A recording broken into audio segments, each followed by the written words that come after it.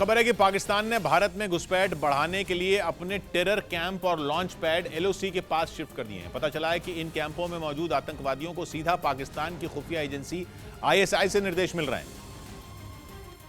और आईएसआई के इशारे पर ही एलओसी के पास भारत के खिलाफ ये बड़ी साजिश रची जा रही है। सूत्र बता रहे हैं एलओसी के पास शिफ्ट किए गए टेरर कैंप लश्कर-ए-तैयबा, जैश-ए-मोहम्मद और हिजबुल मुजाहिदीन जैसे आतंकी संगठनों के हैं, जिन्होंने आईएसआई के इशारे पर भारत में घुसपैठ करने के लिए कई रूट बनाए हैं। सबसे खतरनाक बात यह कि एलओसी के पास पाकिस्तान के जितने भी लॉन्च पैड हैं, सब में ऐसे आतंकी हैं जिनकी ट्रेनिंग पूरी हो चुकी है। यानी एलओसी के पास भारत के खिलाफ बड़ी साजिश रची जा रही है और कभी भी कई आतंकी घुसपैठ कर सकते हैं। टेंशन बढ़ाने वाली बात यह है कि जो भी आतंकी भारत में घुसेंगे वो अपना काम करने के लिए पूरी तरह तैयार हो चुके हैं और भारत में एंट्री करते ही वो बड़ी घटनाओं को अंजाम दे सकते हैं। पता चला है इन आतंकियों ने भारत में घुसपैठ के लिए कई रूट सुरक्षा बल को चकमा देने के लिए बनाए।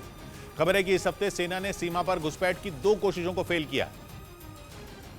लेकिन जो जानकारी मिल रही है उससे साफ है कि पाकिस्तान का सीमा पर घुसपैठ करने का लंबा चौड़ा प्लान है, जिसे वहां पले बढ़े आतंकी संगठनों ने एक्टिव कर दिया है और आतंकवादियों को ट्रेनिंग देकर सीमा के पास बने लॉन्च पैड पर भेजा जा रहा है। खबर है कि कुछ आतंकियों को हथियार देकर भेजा जाएगा और कुछ को भारत में आने के बाद हथियार मिलेंगे, क्योंकि पाकिस्तान ड्रोन के जरिए करीब 300 छोटे हथियार सीधे भारत में गिरा चुका है, जिन्हें श्रीनगर और घाटी के दूसरे इलाकों में हाइब्रिड किलिंग के लिए इस्तेमाल किया जाएगा, क्योंकि पाकिस्तान अब आतंकवादी नहीं हाइब्रिड आतंकवादी बना रहा है, जिनका काम करने का तरीका पुराने आतंकवादियों से अलग और ज्यादा खतरनाक है, क्योंकि ये आतंकी घटना को अंजाम देकर गायब हो जाते हैं। इसलिए सुरक्षा एजेंसियों के लिए इन आतंकवादियों को ढूंढना मुश्किल हो जाता है, क्योंकि पाकिस्तान से आने वाले हाइब्रिड आतंकवादी केवल 1 या 2 घटनाओं को ही अंजाम देते हैं और फिर अपनी सामान्य जिंदगी में लौट जाते हैं, क्योंकि उन्हें केवल 1 या 2 वारदात के लिए मोटी रकम मिलती है। यही नहीं, ये आतंकी पुराने आतंकियों की तरह AK-47 या बड़ी बड़ी बंदूकें नहीं बल्कि छोटी पिस्तौल का इस्तेमाल करते हैं और फिर भीड़ में ऐसे गुम हो जाते हैं कि पुलिस और सुरक्षा बलों के लिए उन्हें ढूंढना मुश्किल हो जाए, क्योंकि इनका कोई ट्रैक रिकॉर्ड या फिर तस्वीरें नहीं होती और इसीलिए इन्हें हाइब्रिड आतंकवादी बोला जाता है, क्योंकि इन्हें पुराने आतंकियों की तरह फोटो खिंचवाने और प्रचार पाने का शौक नहीं होता। ये मोटे पैसे लेकर हाइब्रिड किलिंग करते हैं और फरार हो जाते हैं। खबर है कि घाटी में पिछले दिनों हुई टारगेट किलिंग ऐसे ही आतंकियों ने की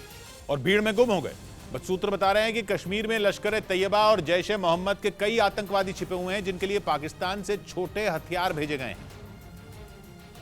जो ड्रोन के जरिए भारत पहुंच चुके हैं। सूत्र बता रहे हैं कि श्रीनगर के आसपास 50 आतंकवादी छिपे हुए हैं जो हमले की फिराक में हैं। पता चला है कि छिपे आतंकियों को जैसे ही आईएसआई से ग्रीन सिग्नल मिलेगा, ये अपना काम कर देंगे। इसी हफ्ते भारत की सेना ने राजौरी से एक आतंकवादी को पकड़ा है, जिसे सेना की चौकियों को उड़ाने के लिए आईएसआई ने 30,000 रुपए दिए थे। यानी खतरा बड़ा है और समय कम। आईएसआई तैयार बैठी है और उसने एलओसी के पास चालें चलनी शुरू कर दी, जबकि भारत के सामने आतंकियों को पहचानने और उन्हें पकड़ने की चुनौती, क्योंकि ये पता चला है कि इस बार सीमा पार से 1-2 नहीं बल्कि कई आतंकी आने वाले हैं, वो भी ऐसे जो बिल्कुल नए हैं और घाटी के आम लोगों जैसे लगते हैं। टेंशन ये भी है कि उनका कोई रिकॉर्ड नहीं है, इसलिए उन्हें पकड़ने का हर प्लान हवा में तीर चलाने जैसा होगा। इसलिए इस बार भारतीय सेना और सुरक्षा एजेंसियों को आईएसआई के प्लान का तगड़ा तोड़ निकालना होगा।